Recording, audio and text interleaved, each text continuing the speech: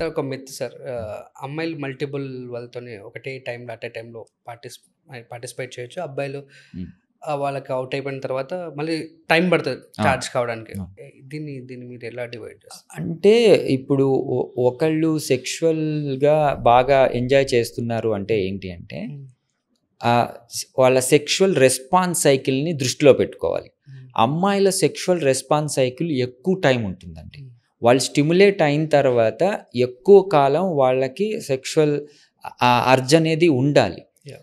Problem ఏమవుతుంది, అందుకే four play అనేది ఇంట్రడ్యూస్ చేసింది. ఫోర్ ప్లే ఏం చేస్తదంటే అమ్మాయిల్ని ఫుల్ స్టిమ్యులేట్ చేసిన తర్వాత అబ్బాయిలు స్టిమ్యులేట్ అయ్యి ఇద్దరి సెక్షువల్ రెస్పాన్స్ సైకిల్ కనెక్ట్ అవ్వడానికి ఎక్కువ టైం చేస్తుంది. కానీ ప్రాబ్లమ్ యూజువల్‌గా సెక్సువల్ యాక్ట్‌లో ఏమవుతుంది అంటే ముందు అబ్బాయి స్టిమ్యులేట్ అయిపోతాడు. అవును. అబ్బాయి అంగస్తంభన అయిపోతుంది. అమ్మాయి రెడీగా ఉండదు. హ్మ్. But they want to participate in sexual cycle. Okay. So ఏమవుతుంది, ఆ అబ్బాయి త్వరగా అవుట్ అయిపోతాడు. హ్మ్.